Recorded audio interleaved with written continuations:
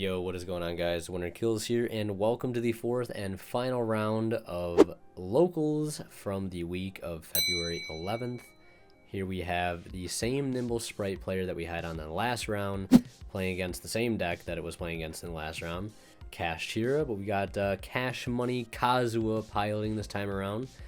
Let's see if he's got what it takes to beat the Nimble Spright strategy. We're going to see him start by special summoning Unicorn, activating Terraforming, go ahead and grabbing the Pressured Planet, and activating Pressured Planet effect to search, and that looks like it will go ahead and resolve, adding a copy of Rise Heart, and then I think he went to go ahead and use the Unicorn effect to search a spell. Looks like Imperm gets thrown down there. We see him special summon out the Rise Heart, banishing the top 3 of the opponent's deck, banishing a Fenrir from their deck, so now it is level 7. And we know this Spright deck is also on the Adventure Engine from what we saw in the last feature. So that top 3 banish could be very, very important here if it does banish things like Fateful, Griffin Rider, Draco Back, etc. We're going to see Birth go ahead and bring out the Fenrir that was banished off the Rise Heart. And then we're going to see him add a copy of the Water Kashtira, which for some reason I'm drawing a blank on what its name is. Kashtira Ogre. That's what it is. So now we're going to see him overlay the Unicorn and the Fenrir into Shangri-Ira. Special summon out the, well, normal summon, since he's not normal summoned yet. Normal summon the Kashtira Ogre. That's going to go ahead and add a Kashtira Trap. This time it's going to be a copy of Big Bang. And this might just go ahead and continue to be the standard Kashtira line here. Also a reminder to go ahead and subscribe to the channel if you've not already. Greatly appreciate it. Then we're going to see him special summon Kashtira, or Tearlaman's Kashtira. And milling the top 3 off the opponent's deck, hitting an Enchantress, a starter, and a blue. And now overlaying Ogre and Tearlaman's Kashtira into Diablosis the Mind Hacker. Probably one of the most annoying cards to deal with this format also. So overlay a Rise Heart as well, since he's used Shangri-Ira this turn, using Diablosis to banish one from the extra deck. And is going to go ahead and get rid of a Rise Heart from his opponent's deck. And that's going to trigger a bunch of effects here. Going to go ahead and banish more cards off the top of his opponent's deck. Locking down more zones. Big Bang getting reattached to the Rise Heart. So only locking 2 zones here. Definitely more of a mild end board there. I've seen more zones than that get locked down. But I believe in order to do that you need like a lot of extenders, which would make sense to pull off an end board like that. If you could do that with a mediocre hand, I'd be a little bit more scared about playing against this deck. But you did not see Nibiru there. We know Nibiru is in the deck as well from, again, what we saw in the previous round. We'll see him flip up Preparations here at the start of his opponent's turn. And now these 2 zones being locked down might not seem like a big deal right now, but it's going to drastically limit the overall potential of what his deck can do, obviously. I mean, just speaking from the Adventure Engine alone, your Token and your Griffin Rider are going to take up 2 zones, leaving you with just 1 zone left. So that really limits to what you can be able to do here. We're going to see Shangri-Ira, I think, go ahead and bring out a copy of Unicorn. And we're going to see him normal summon Nimble Angler, and then special summon Spright Pixies. So he is going to try to go into this board here. We do know a simple Zeus play could really set things back in his favor. So I think he's going for the Mosquito here, the rank 2 Mosquito that came out in one of the, I think it was one of the more like, might have been like a Brothers of Legends set, or the Crystal Revenge set. But this card reads, it says, when an attack is declared, you can activate one of these effects, detach one from this card, and if you do, place a hallucination counter on one face-up monster your opponent controls, if any, and it's basically its effects are negated. And cannot be destroyed by battle, also you take no battle damage from attacks involving this card. All monsters your opponent control must attack if able. So he is using that effect on attack declaration. And then it looks like it is going to get banished by the Fenrir on a new chain. So that is basically going to get rid of his only option to clear the board there by going for Zeus. And we quickly head into a game 2 where we will see the Nimble Spright deck, which I thought was just a Nimble Spright deck, but is now more like an Adventure Nimble Kashtira Spright deck.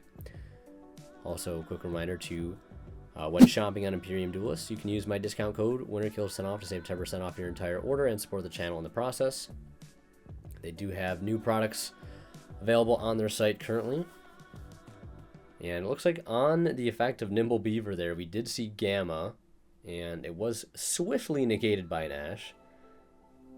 So the Beaver will successfully bring out a Angler, and then we'll see him link into the IP, and knowing the Gamma is still in hand is going to drastically limit what he can do for the rest of the turn there, so ending on a very lackluster board there.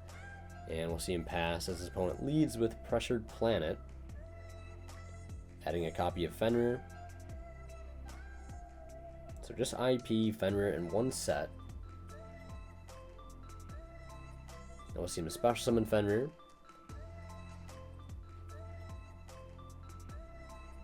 And he'll just go straight to the battle phase, attacking IP, and banishing the Fenrir of his opponent face down, and dealing, I believe, about 1800 damage there, because there is a little bit of attack manipulation from the field spell. Then we're going to see him activate the Kashtira Theosis. That is going to go ahead and bring out a Unicorn. Unicorn effect, that will get Imperm, so saving that Imperm for the Unicorn, as that probably can grab the better extenders for the deck, you know, Kashtira Theosis, and also Birth being a very, very good card for this deck. And we'll see a rank 7 play here, possibly. Going for Shangri-Era and activating Rise Heart. Banishing Big Bang from the opponent's, or from his deck, and then banishing the top 3 from his opponent's deck. That is going to trigger Shangri-Era, bring out Unicorn and block out another zone. Activate Pot of Prosperity here in main phase 2. And going for a full banish 6.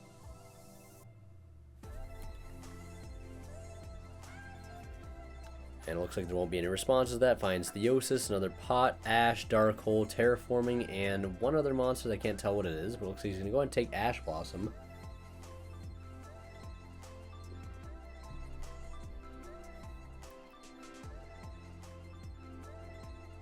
And then we're going to see him commit a normal summon here of Ash. And I think he did this because he wanted to make a Synchro 10 play, but forgot in the moment that he was locked into Exceed summoning.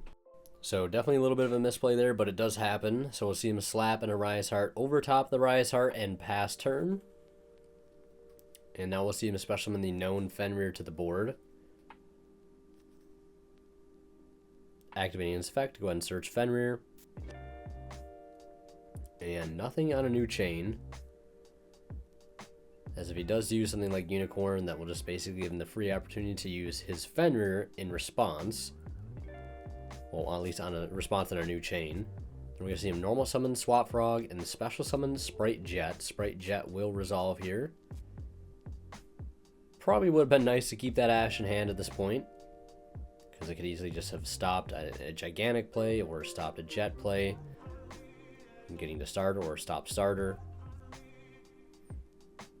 But he's also under macro right now, so there will be no Nimble plays to be had.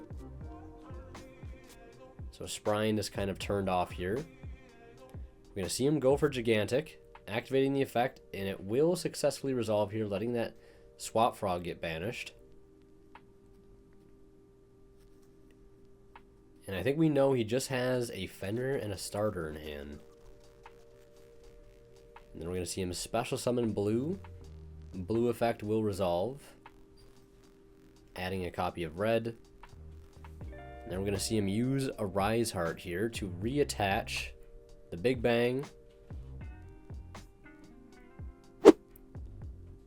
And on a new chain, we're also going to see Unicorn activate. That's going to banish an Arise Heart from his opponent's extra deck. And we'll see his Fenrir, our Spright player's Fenrir, resolve now on a new chain, banishing their opponent's Arise Heart face down. And that's also going to proc Shangri-Ira now, locking down another zone, which will also now proc Pressured Planet. I'm just going to go ahead and remove Spright Blue from the board.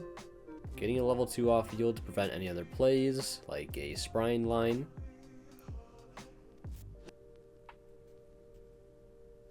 And I believe the number of different attributes on field right now is we have Dark, we have Fire, we have Wind, Earth.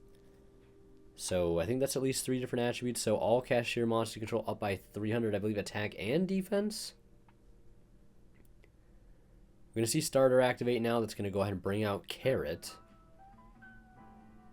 Take 1,000 damage for that. Now overlaying, well, linking off rather, the Carrot and the Gigantic into Sprine. Activating Sprine effect, dumping Angler. This is all going to resolve here.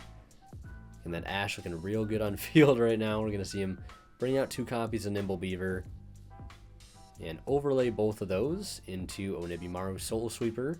Activating Soul Sweeper effect, banishing the Shangri-Ira into the end of the next turn. Well, his opponent's next end phase, rather. Getting rid of those locked up zones, now special summoning Spright Red, and going to the battle phase and trying to get over the Unicorn, but forgetting the attack manipulation from Pressured Planet, so won't be able to get over the Unicorn with the Fenrir.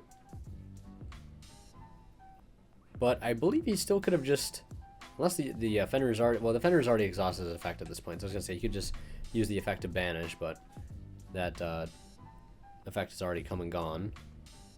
So just only able to get over the Ash Blossom there with the Onibimaru, getting in a decent amount of damage.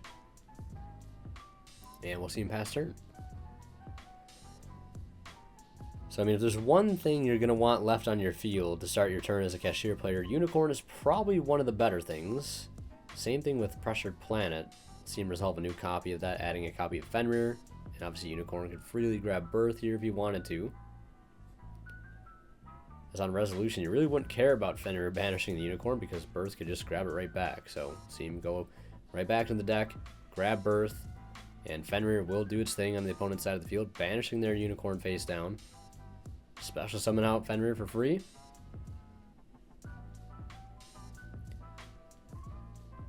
And, yep, special summon Fenrir.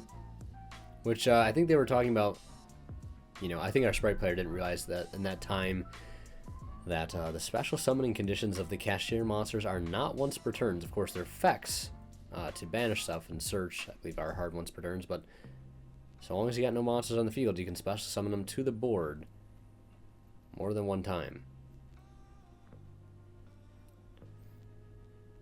So we're going to see Red negate Fenrir by sending off Sprine, so negate and destroy since he sent off a link. Now activating Birth. Birth's going to bring back Fenrir. It's also not normal summoned yet, and we know he can normal summon level 7s without tributing, so definitely still has more plays available here. But first, Pot of Prosperity, banishing 1, 2, 3, just 3, so I think this is the second Pot of Prosperity of this game, revealing Theosis, Rise Heart, and another Gamma. So we know Gamma's probably off the table here. Debating right now between Kashtira, Theosis, and Rise Heart.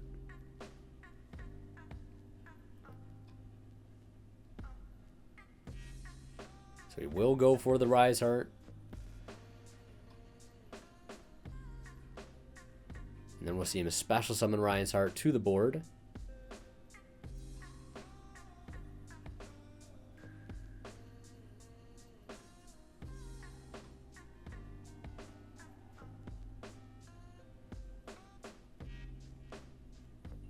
Then it looks like he might just go into the battle phase here. Rise Heart will swing over the red. Again, attacks are modified, at least for his Kashtira monster right now, because of Pressured Planet. So we'll attack over into the Onibimaru, banish it face down, and then run over the Fenrir, since his Fenrir is slightly boosted over his opponent's. And then main phase 2, we'll see him activate Rise Heart, Gonna go ahead and banish the Kashtira from the main deck. It's gonna be Unicorn this time around, and banish the top 3 of the opponent's deck. I think I might have seen a Draco back there. I could be seeing things though. And also importantly remembering this time to bring back, because I know this is like an easy effect to forget. Same thing with like Redoer, forgetting things returning. But it does not forget to bring back the Chandra Era that was banished by the Soul Sweeper. And that's going to go ahead and bring out Ogre as our Spright player tries to begin his turn, special summoning that Fenrir. And looking rather unwinnable at this point for our Nimble Spright Adventurer Kashtira player. Got to get all those engines in there. And there's the handshake, so we will see Pure Kashtira take it here in the 4th and final round of locals. Hope you guys enjoyed watching. If you did, leave a like. And last but not least, a big thank you goes to our current Divine level channel members who are Ponystar, Cadillacs, 84, H8 Cyber, and Misfit. Thank you guys so much as always for your extremely kind and very, very generous support of this channel.